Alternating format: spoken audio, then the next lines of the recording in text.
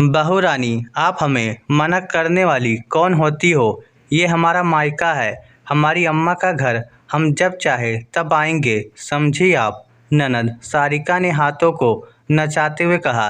दीदी, आप बुरा क्यों मान रही हो? मैं आपको यहाँ आने के लिए मना नहीं कर रही हूँ। मैं तो सिर्फ इतना कह रही हूँ कि आप जब भी आओ तो बता दिया करो, मुझे भी तो अपने काम एडजस्ट करने पड़ते हैं। आरुषि ने कहा। अरे वाह, ये भी कोई बात होती है क्या? आप कमाती हैं तो हम पर धौंस दिखा रही हैं। आप नौकरी करती हो, कमाती हो तो अपने लिए कमाती हो, हमारे लिए नहीं, समझी आप? आपको कोई हक नहीं है हमें यूँ मना करने का। ननद सुनने का नाम ही नहीं ले रही थी। दीदी, मैं तो सिर्फ ये कहना चाह रही थी कि आप लोग आओ तो मुझे बता दिया करो, मुझे भी ऑफिस से छुट्टी लेनी पड़ती है। मेरे पास भी 10 काम होते हैं। हाँ, हम सब जानते हैं, औरतों को कोई काम नहीं होता है। सज धज कर बस ऑफिस जाकर बैठ जाती हो। क्या काम है आपके पास? सारिका ने कहा। दीदी, आप मेरी बात तो सुनो। बस बस, बहुत बोल दिया। जब से ननद आई है बस उससे जुबान लड़ाए जा रही है। ऐसा नहीं कि उसके लिए चाय नाश्ता का प्रबंध कर दे। जा जाकर अपना काम कर। अचानक सास की आवाज़ गूंजी तो आरुषि चुप हो गई। अब पता था कि अब तो कुछ बोलने का फायदा ही नहीं है। आरुषि चुपचाप रसोई में आ गई और सारिका के लिए चाय नाश्ते का प्रबंध करने लगी। उस दौरान उसने ऑफिस में आधे दिन की छुट्टी के लिए मैसेज कर दिया। चाय नाश्ते का प्रबंध कर आरुषि सारिका को चाय नाश्ता पकड़ाने गई। तब नाश्ता पकड़ाकर उसने पूछा, मम्मी जी, खाने में क्या बनाना है, बता दीजिए। लेकिन जमुना जी से पहले सारिका बोली, देख लो माँ, तुम्हारी बहू को मुझे भगाने की कितनी जल्दी है। अभी तो मैंने चाय नाश्ता मुँह पर भी नहीं रखा कि खाने की बात पूछने आ गई। यह सुनकर जमुना जी बोली, अरे ऐसे कैसे भगाएगी ये तुझे? ये मेरा घर है। बहू, तुझसे थोड़ा सा इंतजार नहीं होता है क्या? अभी तो ये चाय नाश्ता कर रही है ना, जब खाएगी तो उसके थोड़ी देर पहले बता देंगे। पर मम्मी जी, मैंने सिर्फ आधे दिन की छुट्टी ली है, इसीलिए खाना मुझे अभी बनाना पड़ेगा। उसके बाद मैं ऑफिस के लिए रवाना हो जाऊंगी। आरुषि ने जवाब दिया। बहू, तुम अपनी ननद के लिए पूरे दिन की छुट्टी नहीं ले सकती थी, जो आधे दिन की छुट्टी के लिए मैसेज कर दिया। पूरी जिंदगी पड़ी है कमाने के लिए, लेकिन बहन बेटियां तो घर आएंगी ही, रिश्तेदारी तो निभानी ही पड़ेगी, छुट्टी तो तुम्हें लेनी ही पड़ेगी। मम्मी जी, वो मेरे घर वालों का ऑफिस नहीं है जो मैं जब चाहे छुट्टी ले लूँ। मैं भी किसी के अंडर काम करती हूँ, मुझे भी जवाब देना पड़ता है। इतनी छुट्टियाँ नहीं मिलती है मुझे। हाँ, तो तेरी ऐसी नौकरी को टोकरी में डाल जो रिश्तेदारी निभाना नहीं सिखाती। घर परिवार के प्रति भी तुम्हारी कोई जिम्मेदारी है या नहीं? थोड़े से पैसों के पीछे रोज कलेश करती है। जमुना जी दो बातें सुनाते हुए बोली तो आरुषि चुपचाप रसोई में आ गई और जाकर खाने की तैयारी करने लगी।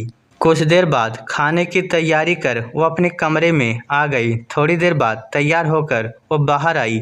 उसे तैयार देखकर जमुना जी बोली, अब कहाँ तैयार होकर चल दी तुम? मम्मी जी, मैंने खाना बनाकर रख दिया है।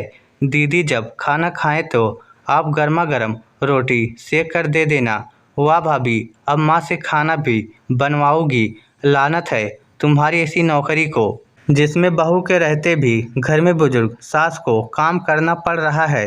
सारिका बीच में ही बोली, दीदी, शाम को जब मैं वापस आऊँगी तब बैठ करके खूब अच्छे से मेरी नौकरी को लानत दे देना।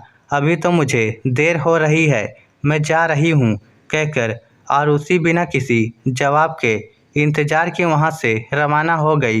पति का हस्तक्षेप और समस्या का समाधान पीछे दोनों माँ बेटी बस बहू की बुराई का पुराण लेकर बैठ गई। आरुषि की शादी को 6 साल होने को आए थे। घर में आरुषि के अलावा जमुना जी, पति राहुल और उनका एक 5 साल का बेटा कबीर भी था। राहुल ने ही जैसे तैसे दोनों बहनों की शादी का खर्च और बाद के खर्चे मैनेज किए थे। अकेले राहुल की इनकम पूरी नहीं पड़ रही थी, इसलिए जैसे ही कबीर 2.5 साल का हुआ और उसी ने नौकरी ज्वाइन कर ली, अब दोनों पति पत्नी मिलकर कर्ज भी उतार रहे थे और घर के खर्चे भी कर रहे थे।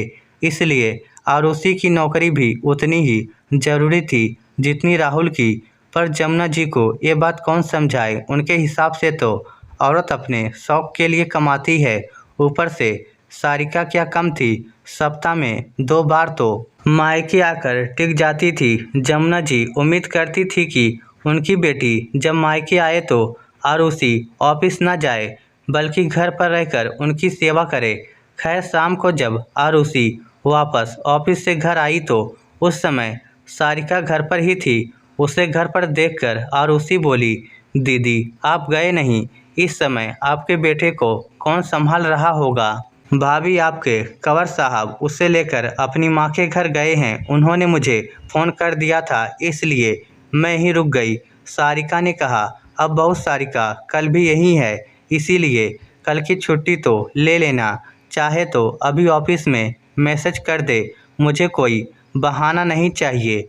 तभी जमुना जी बीच में ही बोली। सुनकर आरुषि ने कहा, माँ जी मैंने आपसे कितनी बार कहा है कि मुझे रोज़ रोज़ छुट्टी नहीं मिलने वाली। अगर इतनी छुट्टियाँ लूँगी तो वो लोग मुझे परमानेंटली छुट्टी दे देंगे। हाँ तो ले ले छुट्टी, किसने मना किया है। घर बैठो और अपना घर संभालो। जमुना जी पलटकर जवाब देते हुए बोली, माँ जी मैं कितनी बार कह चुकी हूँ आपसे कि मैं नौकरी नहीं छोड़ सकती, फिर बार बार आप एक ही बात क्यों बोलती रहती हैं। मैं कोई छुट्टी नहीं ले रही हूँ, बस कह दिया मैंने, कहकर आरुषि अंदर चली गई। उसकी ये बात सुनकर जमुना जी और सारिका दोनों ही चिढ़ गई। थोड़ी देर बाद राहुल घर पर आया तो जमुना जी और सारिका मुंह फुलाए बैठी हुई थी। उन्हें देखकर राहुल ने पूछा, क्या बात है माँ, आप लोग ऐसे मुंह फुलाकर क्यों बैठे हुए हो, किसी ने कुछ कहा क्या। राहुल तुझे नहीं लगता है क्या तूने भाभी को कुछ ज़रूरत से ज़्यादा छूट दे रखी है, माँ को बराबर जवाब देती हैं। सारिका ने ये बोलते हुए राहुल को सारी बात बता दी। ये सुनकर राहुल ने कहा, हाँ तो आरुषि गलत क्या कह रही है, वो ऑफिस में काम करती है, उसे भी जवाब देना पड़ता है, यूँ रोज़ रोज़ छुट्टी तो उसे नहीं मिल सकती है।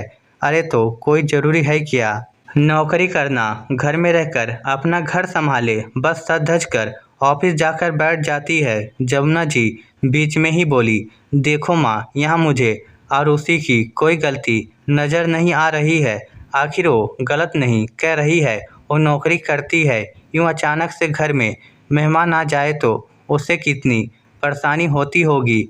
नौकरी पेशा लोगों के साथ ये समस्या होती है, उनका दिन भर का टाइम फिक्स होता है, ऐसे में ज़रा सा भी उथल पुथल हो जाए तो पूरा शेड्यूल बिगड़ जाता है। और फिर आपसे किसने कह दिया कि बहू की नौकरी मायने नहीं रखती, उसका भी बराबर योगदान होता है घर के अंदर।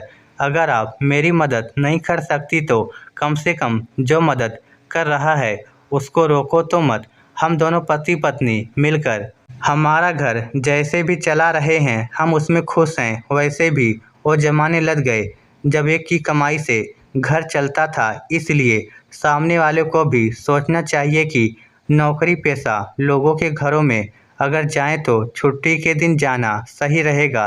राहुल ने कहा तो उसके आगे जमुना जी ज़्यादा कुछ कह नहीं पाई। साथ ही सारिका को भी समझ में आ गया कि राहुल का इशारा किस तरफ था, इसलिए अगली बार से रविवार के दिन ही वह आती थी। इस स्टोरी को लेकर आपकी क्या राय है, नीचे कमेंट करके हमें ज़रूर बताइएगा। धन्यवाद।